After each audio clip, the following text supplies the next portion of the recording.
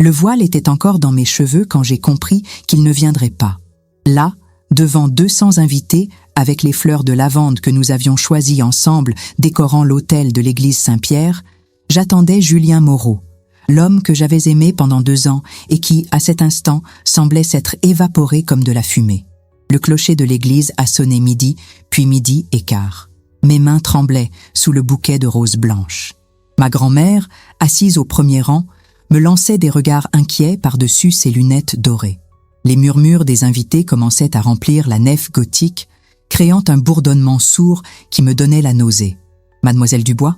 Le père Martin s'est approché de moi, ses sandales claquant doucement sur les pierres froides. « Peut-être devrions-nous attendre encore quelques minutes ?» J'ai secoué la tête, incapable de prononcer un mot. Comment expliquer que l'homme qui m'avait demandé en mariage 6 mois plus tôt, qui avait choisi cette église avec moi, qui avait insisté pour que nous écrivions nos vœux ensemble, avait simplement disparu? Il y a peut-être eu un accident, ai-je murmuré. Mais même moi, je n'y croyais pas vraiment. J'ai sorti mon téléphone de ma pochette perlée. Le numéro de Julien que j'avais composé 1000 fois résonnait maintenant dans le vide. Le numéro que vous demandez n'est plus attribué. Plus attribué? Comment un numéro pouvait-il ne plus être attribué du jour au lendemain? Mon père s'est levé de son siège et a marché vers moi, son costume gris froissé par l'anxiété. Henri Dubois avait toujours été un homme de peu de mots, mais ce jour-là, son visage parlait pour lui.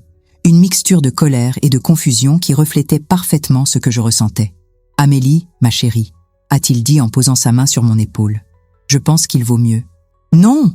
Le mot a jailli de ma bouche plus fort que prévu, résonnant dans la voûte de l'église. Tous les regards se sont tournés vers moi. Il va venir. Il y a une explication. Mais au fond de moi, quelque chose s'effritait déjà. Ce n'était pas l'homme que je connaissais. Julien était ponctuel, organisé, prévisible. Il arrivait toujours 10 minutes en avance à nos rendez-vous. Il n'aurait jamais fait ça. 1 heure plus tard, j'étais dans la voiture de mon père, ma robe de mariée étalée sur la banquette arrière comme un fantôme blanc. Nous roulions vers l'appartement de Julien rue des Oliviers, ce petit 2 pièces au-dessus de la boulangerie Le Maire, où nous avions passé tant de soirées ensemble. « Tu as sa clé ?» m'a demandé papa en se garant devant l'immeuble au volet bleu délavé. J'ai hoché la tête et sorti le trousseau que Julien m'avait donné 3 mois plus tôt. « Pour que tu te sentes chez toi », avait-il dit en m'embrassant dans le cou, juste à l'endroit où j'aimais qu'il pose ses lèvres. La serrure a tourné facilement, mais dès que j'ai poussé la porte, j'ai su que quelque chose n'allait pas. L'air sentait le renfermer, comme si personne n'avait vécu ici depuis des semaines. Le silence était trop parfait, trop vide. L'appartement était méconnaissable. Le canapé en cuir marron où nous regardions des films le dimanche soir avait disparu. La bibliothèque remplie de romans policiers que Julien collectionnait, envolée. Les photos de nous accrochées au mur de la cuisine. Plus cela. Mes talons résonnèrent sur le parquet nu, tandis que je parcourais les pièces désertes. Dans la chambre, seule subsistait une armoire vide et une marque rectangulaire sur le mur, là où avait été accroché le miroir antique qu'il avait hérité de sa grand-mère. « Mon Dieu !» ai-je murmuré en ouvrant les tiroirs de la commode. Rien. Pas même un bouton de chemise oublié.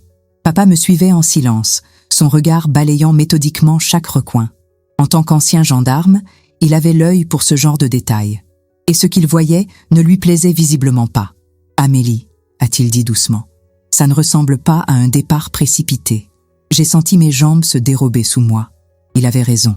Un départ précipité, c'est quand on laisse des traces, des objets oubliés, des preuves de vie. Là, c'était comme si Julien Moreau n'avait jamais existé.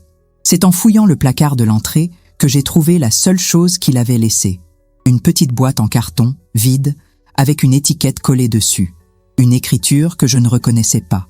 Soignée et précise. R. Girard. J'ai retourné la boîte dans tous les sens, cherchant un indice, n'importe quoi. Mais elle était parfaitement vide, comme si son contenu avait été délibérément retiré. « Tu connais ce nom ?» ai-je demandé à papa en lui montrant l'étiquette. Il a secoué la tête, mais j'ai cru voir passer quelque chose dans son regard. Une ombre, un tressaillement presque imperceptible. « Non », a-t-il répondu trop rapidement. Jamais entendu parler. Dehors, le soleil de Provence continuait de briller comme si rien n'avait changé.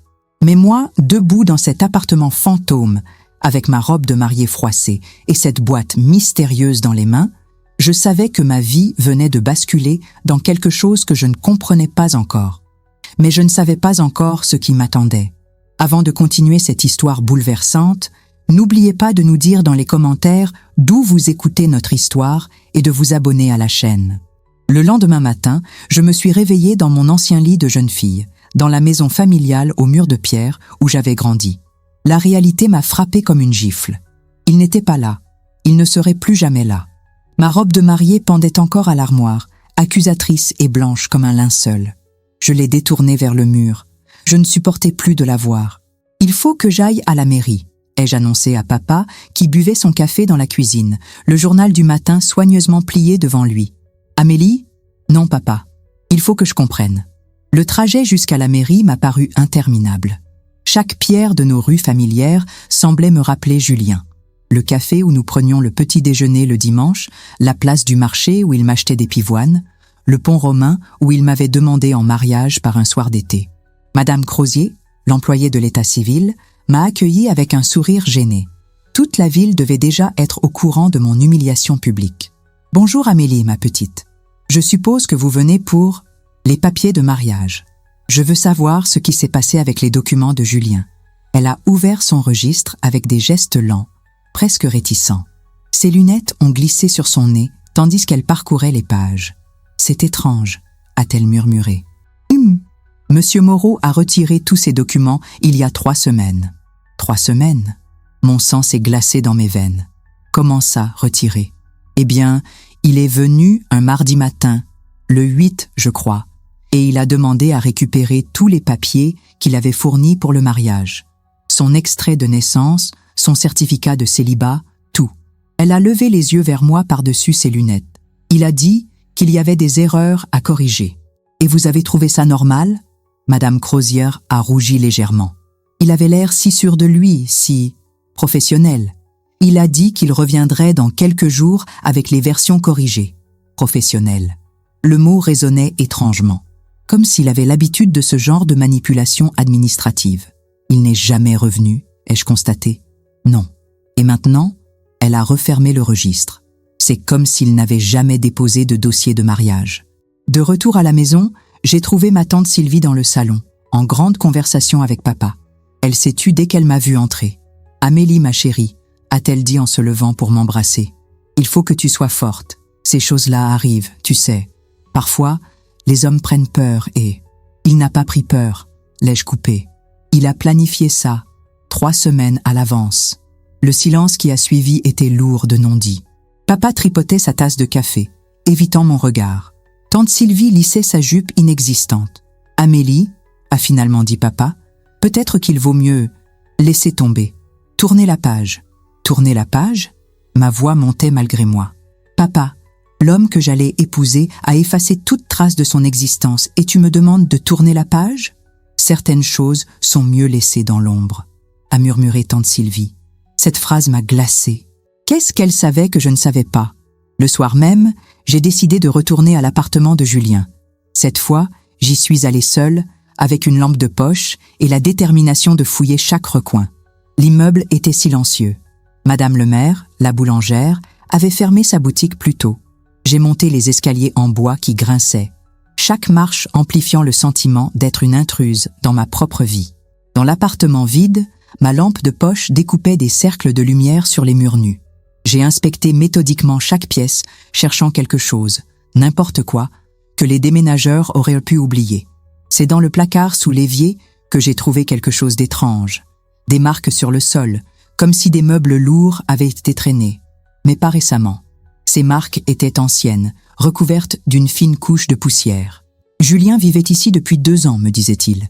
Mais ces traces suggérèrent que l'appartement avait été vidé et remeublé plusieurs fois. J'étais en train d'examiner les marques quand j'ai entendu un bruit dans l'escalier. Des pas lents, mesurés. Mon cœur s'est mis à battre la chamade. Et si c'était lui ? Et s'il revenait ? Mais les pas ont continué leur montée vers l'étage supérieur. J'ai soufflé, soulagé et déçu à la fois. C'est en rentrant chez moi que j'ai vu l'enveloppe. Elle était glissée sous la porte d'entrée de la maison familiale, craft beige, épaisse, sans nom ni adresse. Juste mon prénom écrit au feutre noir.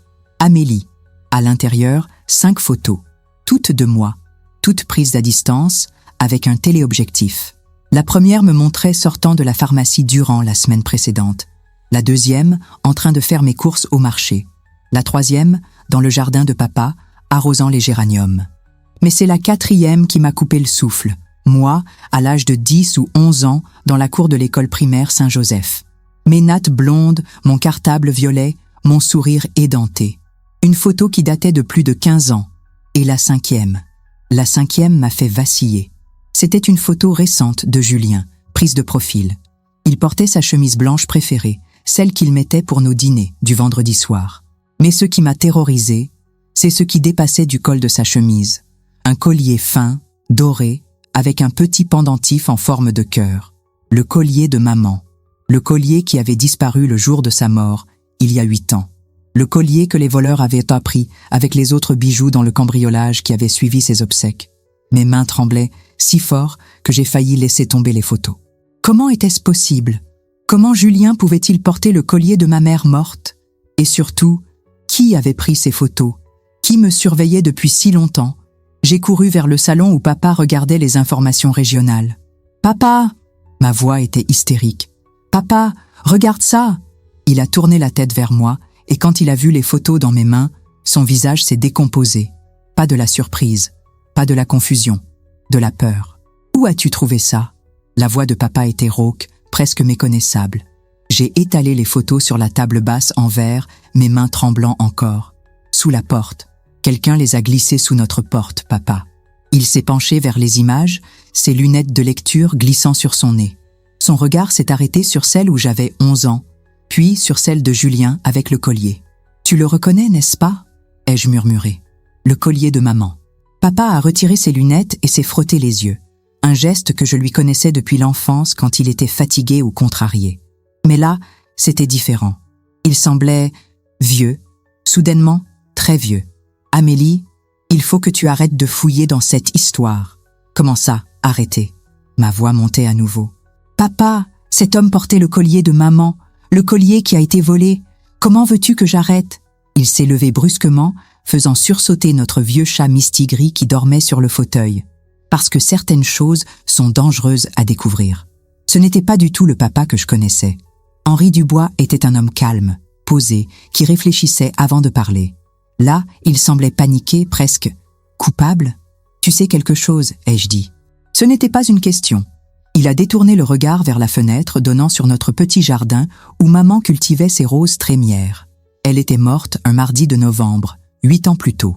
Un accident de voiture sur la route de Marseille en rentrant de je ne sais quelle course. Du moins, c'est ce qu'on m'avait dit. « Papa, regarde-moi. » Quand il s'est retourné, j'ai vu quelque chose que je n'avais jamais vu dans ses yeux. De la peur. Une peur profonde, viscérale. « Bon, qu'est-ce que tu ne me dis pas sur la mort de maman ? Ta mère ?» Il a commencé, puis s'est arrêté. « Ta mère était une femme courageuse. Trop courageuse peut-être. Qu'est-ce que ça veut dire ?»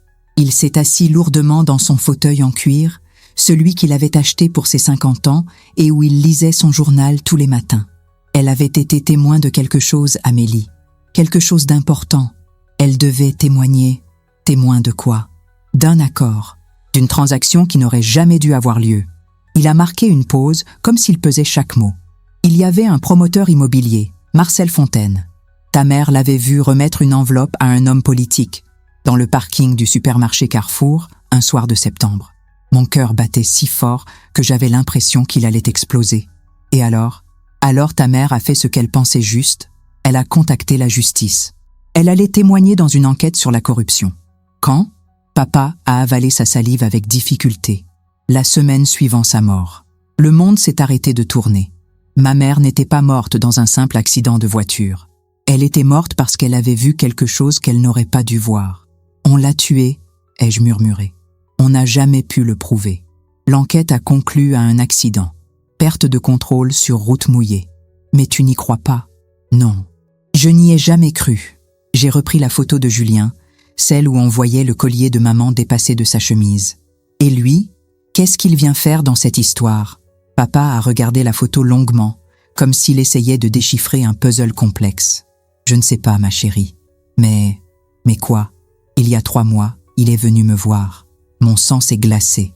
Julien est venu te voir. Quand? Un dimanche après-midi. Tu étais parti faire les courses avec ta tante Sylvie. Il a sonné à la porte, très poli, très respectueux. Il a dit qu'il voulait me parler. De quoi? Il s'est excusé.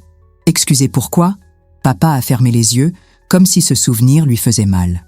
Il a dit « Monsieur Dubois, je voulais vous présenter mes excuses pour ce qui s'est passé. Je sais que vous ne me connaissez pas, mais j'ai une dette envers votre famille. » Une dette? Ma voix n'était plus qu'un souffle. C'est exactement ce que j'ai demandé. Et il a répondu « Une dette d'honneur, monsieur. Quelque chose que mon père aurait dû faire il y a longtemps. » Son père? Oui. Et puis il a ajouté quelque chose d'étrange. Il a dit « Je sais que je n'ai pas le droit de demander ça, mais j'aimerais rester proche d'Amélie, pour la protéger, pour m'assurer qu'elle ne paie pas pour les erreurs du passé. » La pièce tournait autour de moi. Julien ne s'était pas approché de moi par amour. Il s'était approché de moi par... Quoi? Culpabilité? Obligation familiale? Et tu as dit quoi? J'ai dit que je ne comprenais pas de quoi il parlait. Et c'était vrai, Amélie. Je ne comprenais vraiment pas. Mais tu l'as laissé faire. Tu l'as laissé sortir avec moi. Il semblait sincère. Et puis, papa a hésité. Et puis tu avais l'air si heureuse avec lui. J'ai senti les larmes monter, mais je les ai ravalées. Il était hors de question que je pleure maintenant. Pas avant d'avoir compris. Papa, il faut que tu me dises qui était le père de Julien. Je ne sais pas, ma chérie. Il ne me l'a jamais dit. J'ai repris la boîte vide avec l'étiquette R. Girard, que j'avais trouvée dans l'appartement. Et ça? Tu es sûr que tu ne connais pas ce nom? Papa a regardé l'étiquette, et cette fois, je l'ai vu. Ce tressaillement presque imperceptible, cette micro-expression qui traverse le visage quand on reconnaît quelque chose qu'on ne devrait pas reconnaître. Papa, R. Girard, a-t-il murmuré. Robert Girard. Tu le connais? C'était le procureur qui s'occupait de l'enquête sur Marcel Fontaine. Celui pour qui ta mère devait témoigner. Mon univers s'effondrait, pièce par pièce. Et qu'est-ce qui lui est arrivé? Papa a détourné le regard. Il est mort, Amélie. 3 mois après ta mère. Comment? Suicide présumé. On l'a trouvé pendu dans son bureau. Présumé? Comme pour ta mère, il y avait des incohérences, mais rien qu'on pouvait prouver. J'ai senti mes jambes se dérober sous moi. Je me suis laissé tomber sur le canapé, les photos éparpillées autour de moi comme les pièces d'un puzzle macabre. Si Robert Girard était le procureur qui enquêtait sur la corruption et si Julien était son fils, alors... Alors quoi? Julien s'était approché de moi parce que nos parents étaient liés par cette tragédie? Parce qu'il se sentait responsable de la mort de ma mère? Ou pour une raison bien plus sombre? Papa, est-ce que Marcel Fontaine est encore vivant? Non, il est mort lui aussi. 6 mois après le procureur. Crise cardiaque, officiellement. 3 morts. 3 personnes liées à la même affaire, toutes mortes dans des circonstances suspectes. Et maintenant, le fils de l'une d'elles m'abandonnait le jour de notre mariage, après m'avoir surveillé pendant des années. Quelqu'un ne voulait pas que cette affaire ressorte, ai-je murmuré. Papa a hoché la tête lentement. C'est ce que je pense aussi. Mais alors, pourquoi Julien? Je me suis interrompue. Pourquoi Julien s'était-il approché de moi? Pour finir le travail? Pour s'assurer que je ne découvrirais jamais la vérité sur la mort de ma mère? Ou au contraire, pour me protéger de ceux qui avaient tué nos parents? Dans les 2 cas, son départ subi le jour du mariage prenait une toute autre dimension. Il ne m'avait pas abandonné par lâcheté ou par caprice. Il était parti parce que quelque chose l'y avait forcé. Cette nuit-là, je n'ai pas dormi. J'étais allongée dans mon lit d'enfant, fixant les étoiles phosphorescentes que j'avais collées au plafond à l'âge de 12 ans, et les pièces du puzzle tournaient dans ma tête sans jamais s'assembler correctement. Robert Girard, le procureur mort, le père de Julien, ma mère, témoin d'un acte de corruption, morte avant de pouvoir témoigner. Marcel Fontaine, l'homme corrompu, mort lui aussi, et maintenant Julien. Disparu le jour de notre mariage, après m'avoir dit qu'il avait une dette d'honneur envers ma famille. Le lendemain matin, j'ai pris une décision. J'allais découvrir qui était vraiment Robert Girard et pourquoi son fils s'était senti obligé de s'approcher de moi. La bibliothèque municipale de notre petite ville gardait les archives de tous les journaux locaux depuis 1950. Madame Torres, la bibliothécaire, m'avait toujours aimée depuis que j'étais petite et qu'elle me prêtait des livres d'Enid Blyton. « Tu cherches quelque chose de précis, ma petite Amélie ?» Des articles sur Robert Girard, le procureur. Il y a 8 ou 9 ans. Elle a froncé les sourcils. « Ah, cette triste histoire !» Attends, je vais te sortir les archives. 20 minutes plus tard, j'étais installée devant une pile de journaux jaunis, cherchant des traces de l'homme qui était peut-être à l'origine de tout. Le premier article que j'ai trouvé datait de septembre 2015. Enquête sur la corruption. Le procureur Girard ouvre une instruction. Robert Girard avait 52 ans, était marié, père d'un fils unique. La photo le montrait devant le palais de justice de Marseille, l'air déterminé et intègre. Il ressemblait à Julien. Les mêmes yeux clairs, la même mâchoire carrée, la même façon de regarder droit dans l'objectif. L'article suivant, daté de novembre, mort de Claire Dubois, un témoin clé disparaît. Voir le nom de ma mère imprimé noir sur blanc m'a coupé le souffle. L'article était bref, factuel. Claire Dubois, 42 ans, comptable et mère de famille, est décédée dans un accident de voiture sur la RN7.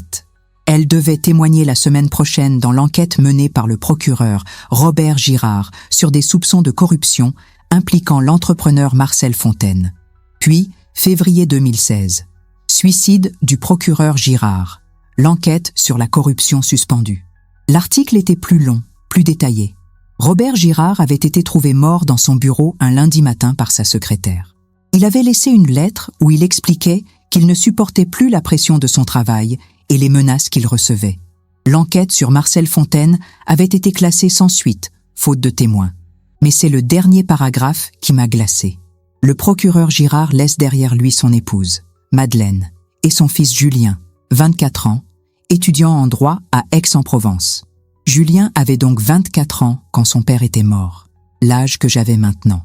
Il était étudiant en droit, comme moi à l'époque. Nos vies avaient été parallèles, marquées par la même tragédie sans que nous le sachions. J'ai continué à chercher et j'ai trouvé l'article sur la mort de Marcel Fontaine. Juillet 2016. Crise cardiaque à son domicile. Aucune mention de circonstances suspectes dans la presse, mais entre les lignes, on sentait que les journalistes avaient des doutes. 3 morts en 8 mois. Les 3 personnes clés de l'affaire de corruption. Tu as trouvé ce que tu cherchais ? Madame Torres s'était approchée silencieusement. Je crois, oui. J'ai refermé le dernier journal. Madame Torres, vous vous souvenez de cette affaire ? Elle a regardé autour d'elle pour s'assurer que nous étions seuls, puis s'est penchée vers moi. Ma petite, il y a des choses dont on ne parle pas dans notre région. Cette histoire de corruption, c'était bien plus gros que ce qui a été dit dans les journaux. Comment ça ? Marcel Fontaine n'était qu'un petit poisson.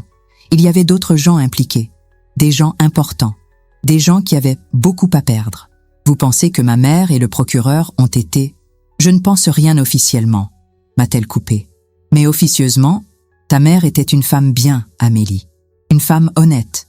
Si elle a décidé de témoigner, c'est qu'elle avait vu quelque chose de grave. En rentrant à la maison, j'ai trouvé papa dans son atelier, en train de poncer une vieille commode qu'il restaurait. Il travaillait le bois depuis sa retraite de la gendarmerie et c'était sa façon à lui de ne plus penser au côté sombre de la nature humaine. « Papa, il faut qu'on parle. » Il a posé son papier de verre et s'est retourné vers moi. « Tu as encore fouillé, n'est-ce pas ?» Robert Girard avait un fils, Julien. Il avait 24 ans quand son père est mort. Papa a soupiré profondément. Je m'en doutais. « Comment ça, tu t'en doutais ?» Quand il est venu me voir, il y a 3 mois, j'ai trouvé qu'il ressemblait à quelqu'un. Mais je n'arrivais pas à mettre le doigt dessus. Maintenant je sais. Il ressemblait aux photos du procureur Girard qu'on voyait dans les journaux. Et tu ne m'as rien dit ? Qu'est-ce que j'aurais dû te dire, Amélie ? Que ton petit ami ressemblait à un homme mort ? J'ai serré les poings. Tu aurais dû me dire la vérité, sur maman, sur l'enquête, sur tout. Pour que tu vives dans la peur comme moi. Sa voix s'est brisée. Pour que tu regardes par-dessus ton épaule chaque fois que tu sors de la maison. Tu as peur ? Depuis 8 ans, il a hoché la tête. Chaque jour, parce que je sais que ceux qui ont tué ta mère sont toujours là, et que si jamais la vérité ressort, ils nous tueront aussi. Oui, nous sommes restés silencieux un moment, le poids de cette révélation planant entre nous comme une menace tangible. Papa, qu'est-ce que Julien voulait vraiment ? Pourquoi s'approcher de moi ? Je ne sais pas, ma chérie, mais sa façon de parler, il semblait sincèrement vouloir te protéger, ou m'éliminer. Papa a secoué la tête. Non, j'ai l'habitude de détecter les intentions malveillantes. Cet homme-là n'était pas là pour te faire du mal. Il était, hanté, comme quelqu'un qui porte un poids énorme. Le poids de la culpabilité ? Peut-être. Ou le poids du secret. Cette nuit-là, Allongée dans mon lit, j'ai repensé à tous mes souvenirs avec Julien. Sa façon de me regarder parfois, comme s'il voulait me dire quelque chose d'important, mais n'y arrivait pas. Sa tendresse excessive, comme s'il essayait de compenser quelque chose. Les questions qu'il me posait sur ma mère, que j'avais prises pour de la curiosité bienveillante. Et surtout, cette phrase qu'il répétait souvent, « Je ferai n'importe quoi pour que tu sois heureuse, Amélie. N'importe quoi. » Je l'avais prise pour une déclaration d'amour romantique, mais maintenant, elle prenait une résonance différente, plus sombre, plus désespérée. Comme si Julien savait quelque chose que je ne savais pas. Comme s'il essayait de réparer quelque chose d'irréparable. Mais qu'est-ce qu'il avait fait fuir le jour de notre mariage? Qu'est-ce qui avait été plus fort que sa dette d'honneur? Et surtout, qui l'avait forcé à partir? Le lendemain, j'ai décidé de creuser plus profondément. Si Julien était vraiment le fils de Robert Girard, il devait y avoir d'autres traces, d'autres connexions que je n'avais pas encore découvertes. J'ai commencé par chercher l'adresse de la veuve Girard. Madeleine Girard habitait encore Marseille, dans un petit appartement du quartier des Réformés. Au téléphone, sa voix était cassée, fatiguée, mais elle a accepté de me recevoir quand je lui ai dit que je connaissais son fils. Le trajet jusqu'à Marseille m'a paru interminable. Dans le train, je regardais défiler les paysages de Provence en me demandant ce que j'allais dire à cette femme. Comment lui expliquer que son fils m'avait abandonné le jour de notre mariage? Comment lui demander pourquoi il portait le collier de ma mère morte? L'appartement de Madeleine Girard était sombre, les volets à demi fermés contre la chaleur de juillet. Elle m'a ouvert la porte avec un sourire triste. C'était une femme élégante, d'une 60aine d'années, aux cheveux gris soigneusement coiffés.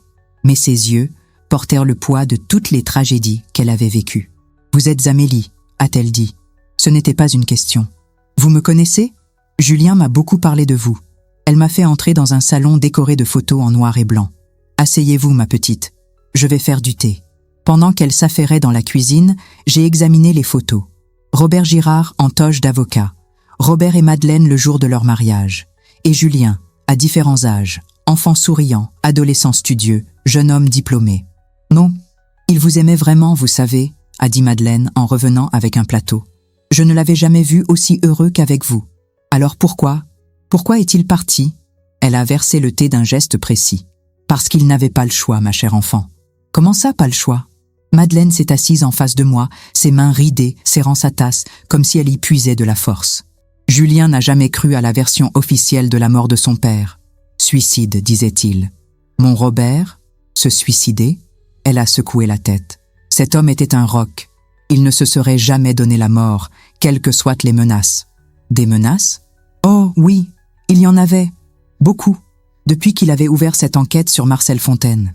Des coups de téléphone anonymes, des lettres, des hommes qui le suivaient. Elle a bu une gorgée de thé. Et puis votre mère est morte. Et tout s'est accéléré. Qu'est-ce que vous voulez dire? Après la mort de Madame Dubois, Robert était dévasté. Il me disait qu'il avait échoué, qu'il n'avait pas su la protéger. Il se sentait responsable. Responsable? Il savait que témoigner dans cette affaire était dangereux. Il aurait dû mieux la protéger. Madeleine a posé sa tasse et m'a regardé droit dans les yeux. Mais ce qu'il ne savait pas, c'est que quelqu'un avait déjà décidé de sa mort à lui aussi. Mon sang s'est glacé. Vous pensez qu'on l'a tué?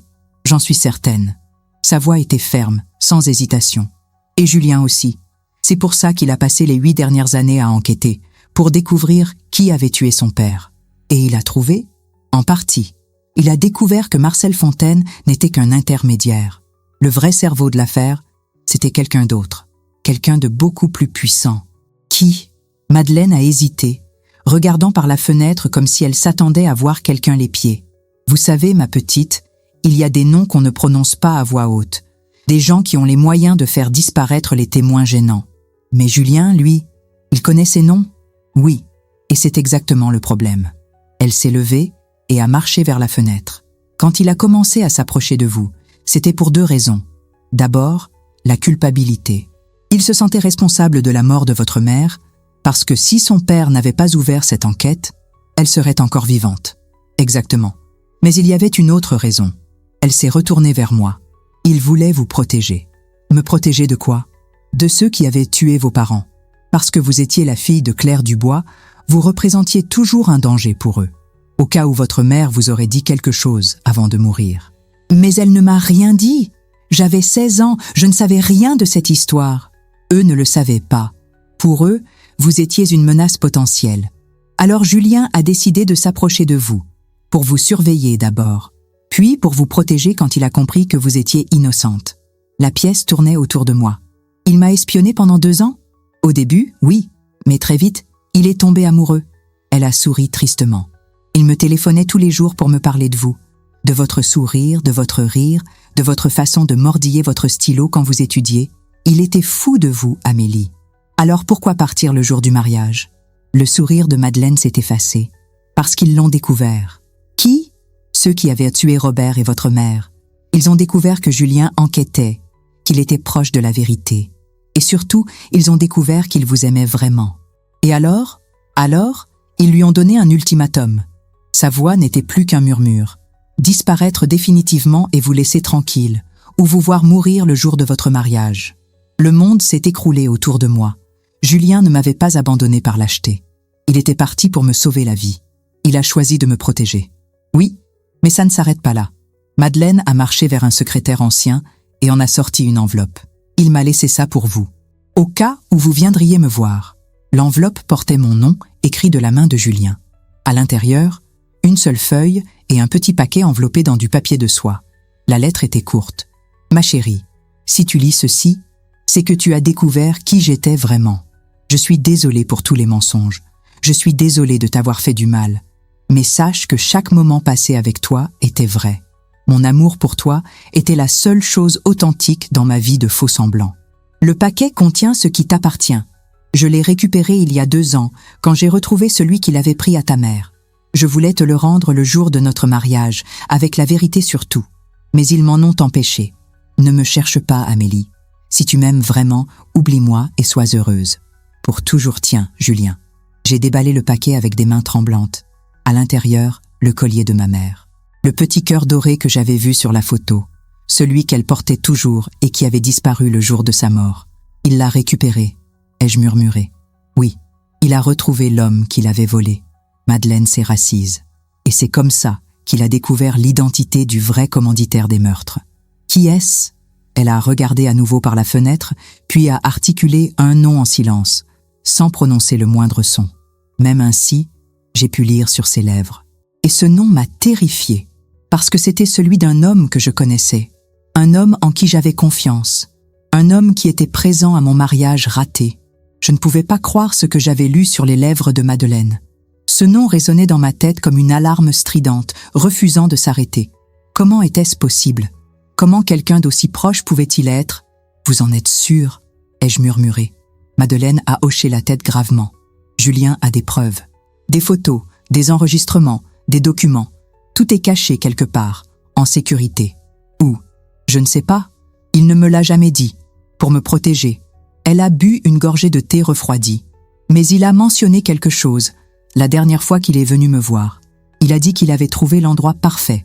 Un lieu qui avait du sens pour vous deux. Un lieu qui avait du sens pour nous deux. J'ai fermé les yeux et repassé en revue tous nos souvenirs. Le café où nous nous étions rencontrés? Non, trop évident. L'appartement qu'il avait vidé? Impossible. Et puis j'ai pensé à l'église. L'église Saint-Pierre où nous devions nous marier. L'endroit où tout avait commencé et où tout s'était effondré. L'église? Ai-je murmuré. Pardon? L'église Saint-Pierre. C'est là qu'il a caché l'épreuve. Madeleine m'a regardé avec une expression étrange, mélange d'admiration et d'inquiétude. Vous lui ressemblez, vous savez, à Robert. Cette façon de faire des liens, de voir ce que les autres ne voient pas.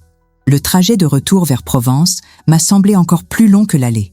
Dans le train, je serrais le collier de maman dans ma main, sentant le métal tiède contre ma paume. Julien l'avait porté pendant 2 ans, près de son cœur, comme un talisman ou un poids de culpabilité. Il était presque 20 heures quand je suis arrivée à la gare de notre petite ville. Les rues étaient désertes, baignées par la lumière dorée du soleil couchant. J'aurais pu rentrer directement à la maison, raconter à papa ce que j'avais découvert, attendre le lendemain pour aller à l'église. Mais quelque chose me poussait à y aller maintenant. Une urgence que je ne m'expliquais pas. L'église Saint-Pierre se dressait sur la place principale, massive et rassurante avec ses pierres blondes patinées par les siècles. Le portail principal était fermé, mais je connaissais un passage par la sacristie. Papa m'avait souvent emmenée ici quand j'étais petite, et le père Martin me laissait toujours entrer pour allumer un cierge à maman. La sacristie était plongée dans la pénombre. J'ai allumé la lumière et j'ai commencé à chercher. Mais où Julien aurait-il pu cacher quelque chose? Dans une armoire? Derrière les ornements liturgiques? C'est en passant devant le grand miroir ancien où je m'étais regardé le matin de mon mariage que j'ai remarqué quelque chose d'étrange. Le miroir n'était pas parfaitement collé au mur. Il y avait un léger espace, comme s'il avait été déplacé récemment. J'ai glissé mes doigts derrière le cadre et j'ai senti quelque chose. Un papier. Non, plusieurs papiers attachés ensemble avec un élastique. Mon cœur battait si fort que j'avais peur qu'on l'entende de l'extérieur. J'ai tiré délicatement et j'ai extrait une liasse de documents avec un mot de Julien collé dessus. Si tu trouves ceci, c'est que tu es plus intelligente que je ne le pensais. Ou plus têtue. Probablement les deux. Ces documents prouvent tout ce que je t'ai dit. Mais attention, Amélie. Savoir la vérité te met en danger. Réfléchis bien avant de continuer. J'ai déplié les papiers avec des mains tremblantes. Des photos d'abord. Des clichés pris au téléobjectif, montrant Marcel Fontaine remettant une enveloppe à un homme que je reconnaissais immédiatement. Puis d'autres photos du même homme rencontrant d'autres personnes, toujours avec des enveloppes, toujours dans des endroits discrets. Ensuite, des relevés bancaires.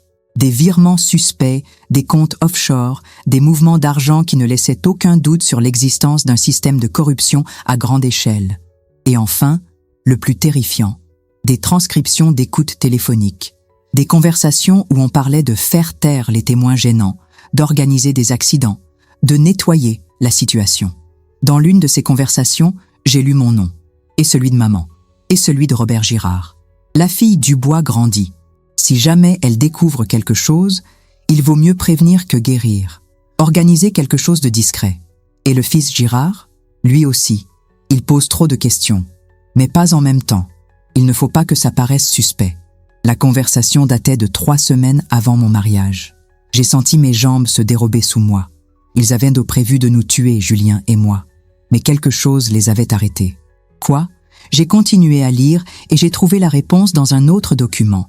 Une lettre manuscrite, visiblement écrite à la hâte. J'ai découvert votre plan. Si vous touchez à Amélie Dubois, toutes les preuves que j'ai rassemblées contre vous seront transmises simultanément à la presse, à la police et à la justice. J'ai organisé un système automatique qui se déclenchera si je ne donne pas un code de sécurité toutes les 48 heures. En échange de sa vie, je disparais définitivement. Vous ne me reverrez jamais. Mais elle, vous la laissez tranquille. Pour toujours. J. Moreau. Julien avait fait chanter nos assassins potentiels. Il avait échangé sa liberté contre ma vie. Soudain, j'ai entendu du bruit dehors. Des pas sur les pavés de la place. Je me suis figé, tous mes sens en alerte. Il était tard, l'église était censée être fermée. Qui pouvait venir ici à cette heure? Les pas se sont rapprochés. Ils se dirigeaient vers l'entrée de la sacristie. J'ai éteint la lumière précipitamment et je me suis caché derrière l'armoire aux ornements, serrant les documents contre ma poitrine. Mon cœur battait si fort que j'étais sûr qu'on l'entendrait. La porte de la sacristie s'est ouverte. Une silhouette s'est découpée dans l'embrasure, éclairée par un réverbère extérieur. Et quand j'ai reconnu qui c'était, j'ai compris que Julien avait eu raison de me dire de ne pas chercher la vérité, parce que la vérité était en train de me tuer. « Je sais que vous êtes là, Amélie », a dit une voix que je connaissais bien. « Et je sais ce que vous avez trouvé. L'homme dont j'avais lu le nom sur les lèvres de Madeleine. L'homme qui était sur toutes les photos avec Marcel Fontaine. L'homme qui avait ordonné la mort de ma mère et de Robert Girard. L'homme qui m'avait regardé avec compassion le jour de mon mariage raté, en me disant qu'il était désolé pour moi. Mon propre parrain, Claude Marseille, l'ancien maire de notre ville. L'ami de toujours de papa. L'assassin. Sortez de là, Amélie. Inutile de jouer à cache-cache. » La voix de Claude était calme, presque paternelle. La même voix qui m'avait consolée aux obsèques de maman, qui m'avait félicité pour mon bac, qui m'avait promis de veiller sur moi, comme sur sa propre fille, quand papa s'inquiétait de me voir vivre seule. Je suis sortie de ma cachette, les documents serrés contre ma poitrine. Claude se tenait dans l'embrasure, élégant dans son costume sombre, ses cheveux blancs parfaitement coiffés malgré l'heure tardive. Rien dans son apparence ne trahissait le monstre qu'il était. « Bonsoir, ma petite Amélie. » Il a refermé la porte derrière lui et a allumé la lumière. Tu as l'air surprise de me voir. Comment avez-vous su que j'étais ici? J'ai mes sources. Il a souri, de ce sourire bienveillant que je lui connaissais depuis l'enfance. Et j'avoue que quand Madame Torres m'a dit que tu cherchais des articles sur Robert Girard, j'ai commencé à m'inquiéter. Madame Torres, la bibliothécaire, elle travaillait pour lui. Depuis combien de temps vous me surveillez? Depuis toujours, ma chérie. Depuis la mort de ta mère. Il s'est approché lentement, ses mains jointes dans le dos comme quand il donnait ses discours officiels. Tu comprends, Claire était imprévisible, une femme de principe. Le genre de personne qui ne sait pas fermer les yeux quand il le faut. Alors vous l'avez tuée. J'ai fait ce qui était nécessaire pour protéger beaucoup de gens. Des emplois, des familles, l'économie de toute notre région. Sa voix restait douce, raisonnable. Ta mère allait détruire tout ça pour une question de morale abstraite. C'était ma mère. Et j'en suis sincèrement désolée. Il semblait vraiment l'être. Crois-moi, Amélie, je n'ai jamais voulu en arriver là. Mais Claire refusait d'écouter la raison. Quelle raison? Claude s'est arrêté devant le crucifix accroché au mur et l'a contemplé un moment. Tu sais, ma petite, le monde n'est pas noir ou blanc. Il y a beaucoup de gris, beaucoup de compromis nécessaires. Il s'est retourné vers moi. L'argent que Marcel Fontaine me versait ne finissait pas dans ma poche.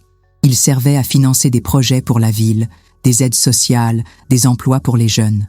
En contournant les appels d'offres légaux, en coupant dans la bureaucratie inutile, oui, en permettant à notre région de se développer pendant que d'autres s'enlisaient dans les procédures administratives.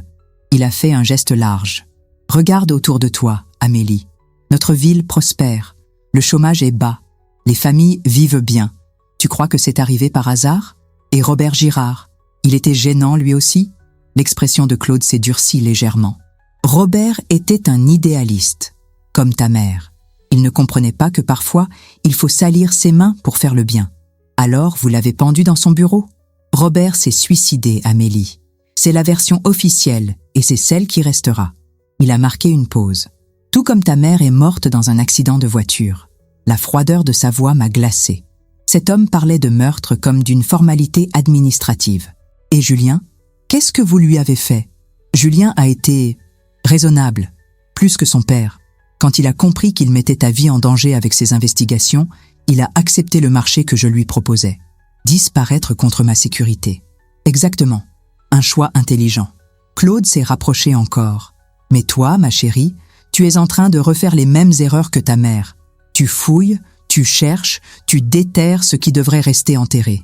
Parce que j'ai le droit de savoir. Tu as le droit de vivre, surtout. Sa voix s'est faite plus ferme. Et c'est exactement ce que je vais te permettre de faire. Il a sorti son téléphone de sa poche et a composé un numéro. C'est moi. Elle est à l'église. Oui, elle a trouvé les documents. Il m'a regardé en parlant. Non, pas la méthode habituelle. Quelque chose de plus définitif. J'ai senti la panique m'envahir. Qu'est-ce que vous faites? J'appelle des gens qui vont s'occuper de toi, ma petite Amélie.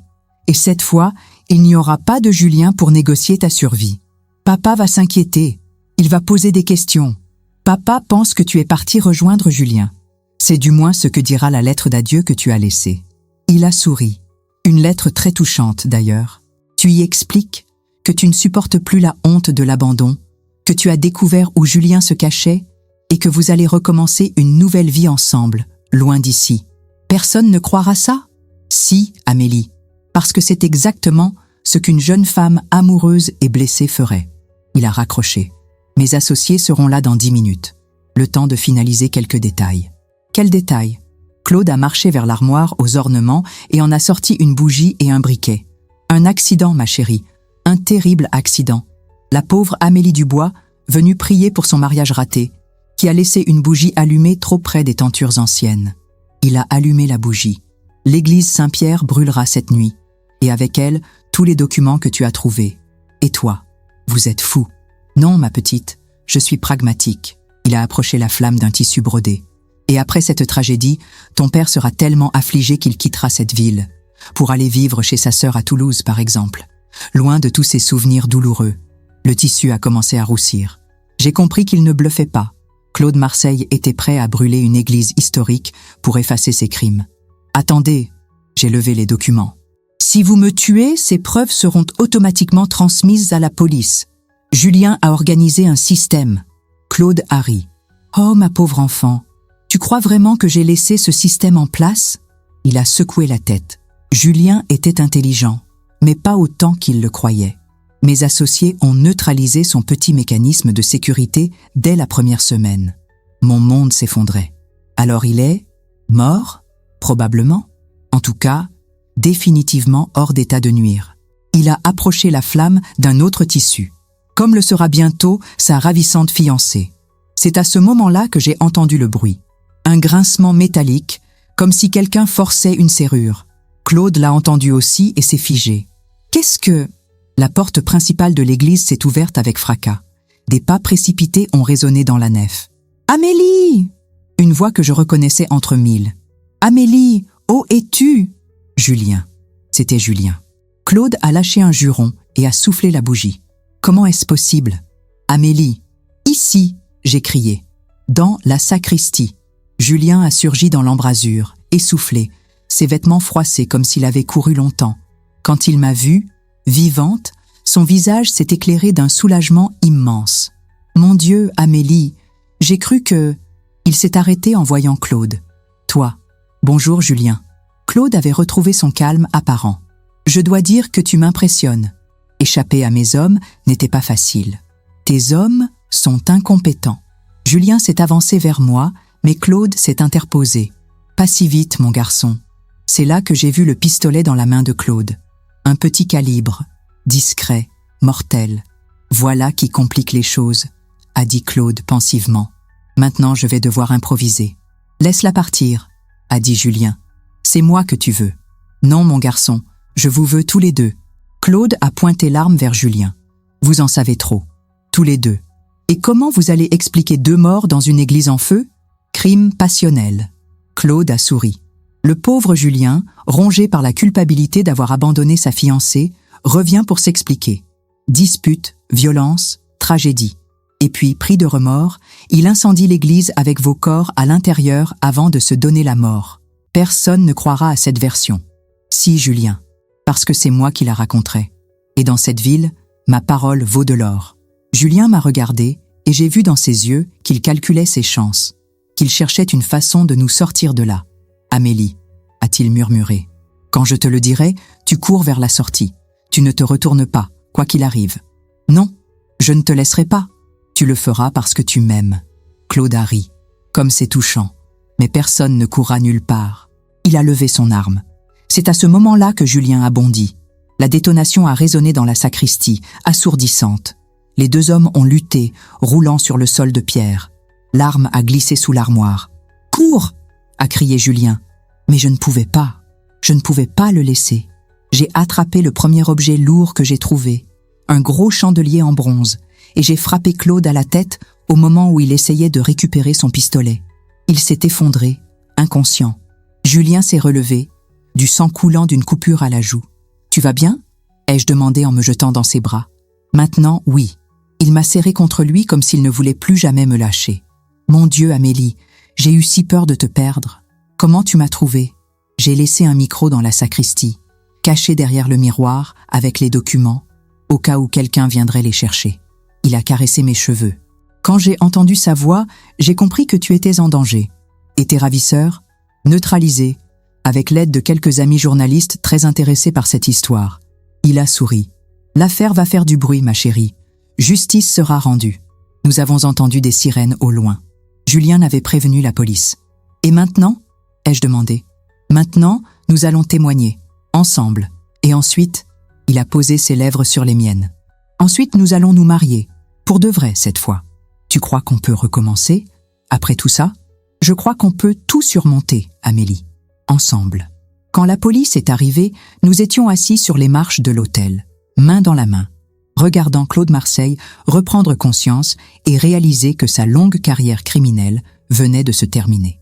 6 mois plus tard, nous nous sommes mariés dans cette même église Saint-Pierre, rénovée après l'incendie partiel.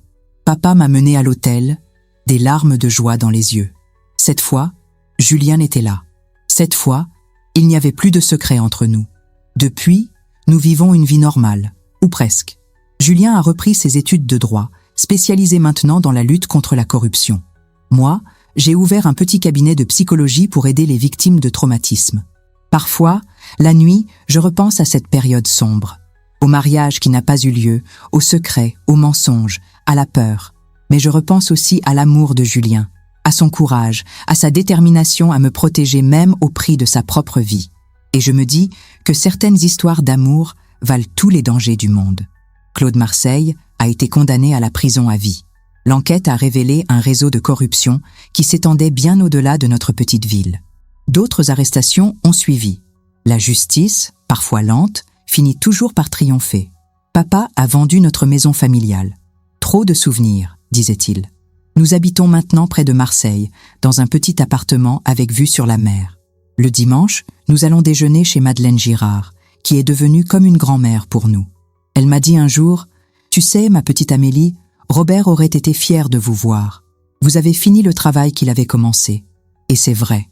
Maman et Robert peuvent enfin reposer en paix. Leur sacrifice n'a pas été vain. Hier, Julien m'a montré une coupure de journal. Un article sur notre histoire intitulé « L'amour plus fort que la corruption ». Il m'a fait rire. « Tu trouves ça ringard ?» m'a-t-il demandé. « Un peu, mais c'est notre histoire ringarde.